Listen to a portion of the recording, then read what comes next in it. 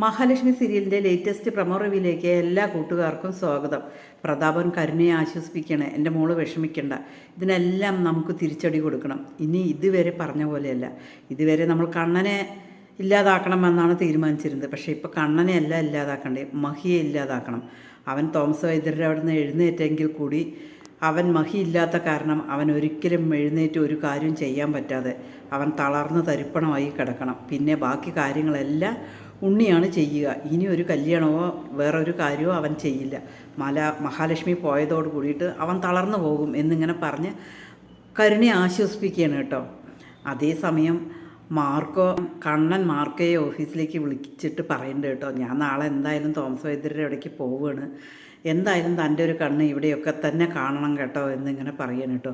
Kannan sir ഒന്നുകൊണ്ടും പേടിക്കണ്ട, ഞാൻ ഇവിടെയൊക്കെ തന്നെ ഉണ്ട്, എവിടെയും പോകുന്നില്ല, ഞാൻ ഇവിടെയൊക്കെ തന്നെയുണ്ട്. പിന്നെ മഹാലക്ഷ്മിയുടെ മേഡത്തിൻ്റെ പിന്നിലും എൻ്റെ ഒരു കണ്ണുണ്ട്. അതുകൊണ്ട് കണ്ണൻ സാർ ഒരു കാരണവശാലും പേടിക്കണ്ട, ധൈര്യമായിട്ട് പോയിക്കോളൂ എന്നിങ്ങനെ മാർക്കോ പറയണം കേട്ടോ. അവിടെ വല്ല പ്രശ്നം ഉണ്ടാവുമോ എന്നുള്ളത് അറിയാൻ ഞാൻ അങ്ങോട്ടേക്കും വരുന്നുണ്ട്, അതുകൊണ്ട് സാറ് പേടിക്കുകയേ വേണ്ട എന്നിങ്ങനെ പറയണം കേട്ടോ.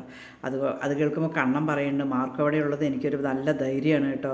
മാർക്കോയെ ഞാൻ സ്വന്തം കുടുംബത്തെ പോലെ ഒരാളെ പോലെയാണ് ഞാൻ കണക്കാക്കുന്നത്.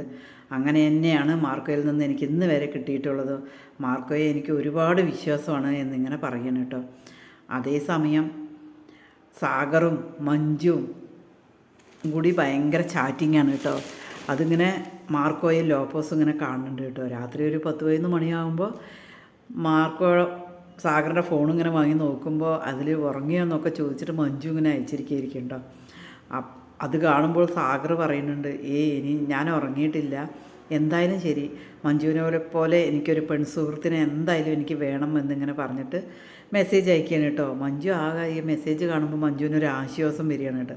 അത് കണ്ടിട്ട് മാർക്കോയും ലോപ്പോസും സാഗറെ കളിയാക്കുകയാണ് കേട്ടോ. എന്തായാലും സാഗറെ, നിനക്ക് എന്തായാലും ഉറപ്പിച്ചു, നിനക്ക് മഞ്ജുവിനെ കല്യാണം കഴിച്ച് തരാം, അത് യാതൊരു തീരുമാനത്തിനും മാറ്റമില്ല, ഞാൻ കണ്ണൻ സാറോട് പറഞ്ഞിട്ട് അത് ചെയ്യാം. എന്തായാലും നീ മേഘനെക്കാളും എത്രയും നല്ല യോഗ്യതയുള്ള ചെറുപ്പക്കാരനാണ്, നീ നല്ല രീതിയിൽ നിന്നാൽ മതി, ഇനി അവൻ്റെ വാക്ക് കേട്ട് നീ ഒന്നും ചെയ്യാൻ നിൽക്കരുത് എന്നിങ്ങനെ മാർക്കോ പറയുന്നുണ്ട്. ഇല്ല, എന്തായാലും ശരി, ഇനി ഞാൻ മേഘൻ്റെ കൂട്ടം കേട്ടിട്ട് ഞാൻ ഒന്നിനും പോവില്ല, ഇനി ഞാൻ മാർക്കോയുടെ കൂടെ തന്നെ നിൽക്കുകയുള്ളൂ എന്നിങ്ങനെ സാഗർ പറയുകയാണ് കേട്ടോ. എന്നിട്ട് മാർക്കോ കളിയാക്കണമൊക്കെ ഉണ്ട് കേട്ടോ സാഗറാകെ ചമ്മി നാറി പോണ പോലെ ഒരു വളിഞ്ഞ ചിരിയൊക്കെ ചിരിച്ചിട്ട് നിൽക്കുന്നുണ്ട് കേട്ടോ. അതേസമയം മഞ്ജു ഇങ്ങനെ റൂമിലിരുന്നിട്ട് ഈ സാഗർ ഇപ്പം ഇങ്ങനെ മെസ്സേജ് അയക്കുമ്പോൾ മഞ്ജുവിനൊരു ആശ്വാസമൊക്കെ തോന്നുന്നുണ്ട് കേട്ടോ. മഞ്ജു ഇങ്ങനെ ഫോൺ നോക്കിയിട്ട് ഇരിക്കുന്നത് കണ്ടുകൊണ്ട് നമ്മുടെ മേഘനാഥൻ അങ്ങോട്ടേക്ക് പോകണം കേട്ടോ. മേഘനാഥൻ പോയിട്ട് മഞ്ജുവിനോട് ചോദിക്കുന്നുണ്ട്, എന്താ മഞ്ജു, നിനക്ക് എന്താ ഒരു മൂഡ് ഓഫ് ആണല്ലോ, എന്താ നിൻ്റെ പ്രശ്നം എന്താണെന്ന് ചോദിക്കും. എനിക്കൊരു പ്രശ്നമില്ല, എനിക്കിവിടെ ഹാപ്പിയാണ്, പിന്നെന്താണ്, എനിക്ക് അങ്ങനെ ഒരു കുഴപ്പമില്ല, ഞാൻ ഹാപ്പിയാണ് എന്നിങ്ങനെ പറയും കേട്ടോ. അതേസമയം മേഘനാഥൻ ചോദിക്കുന്നുണ്ട്, നീ എന്താ പുള്ളി ചാളനൊരാക്കി പറയുന്നുണ്ടല്ലോ, എന്താ നിൻ്റെ പ്രശ്നം, നീ പോയി വന്നതിന് ശേഷമാണല്ലോ നിനക്ക് നിൻ്റെ ഏടത്തിയമ്മേനോടും കണ്ണനോടും ഒക്കെ ഒരുപാട് ചായ്വാണല്ലോ എന്നിങ്ങനെ ചോദിക്കുകയാണ് കേട്ടോ. അതേസമയം മഞ്ജു പറയുന്നുണ്ട്, അവർ ചെയ്യുന്നതാണ് ശരി, അല്ലാതെ നിങ്ങൾ അവരെ കൊല്ലാൻ നോക്കിയിട്ട് ഒരു കാര്യമില്ല, അവരെ കൊന്നിട്ട് നിങ്ങൾക്ക് സ്വത്ത് കിട്ടി അടിച്ചു പൊളിച്ച് ജീവിക്കുക എന്ന് നിങ്ങളുടെ ധാരണ വെറും തെറ്റിദ്ധാരണയാണ്. അതുകൊണ്ട് നിങ്ങൾ ആ പണി ഉപേക്ഷിച്ചിട്ട് വേറെ വല്ല പണിയും നോക്കുക എന്ന് പറഞ്ഞ് മഞ്ജു ദേഷ്യത്തോടു കൂടിയിട്ട് തിരിഞ്ഞു കിടക്കുക.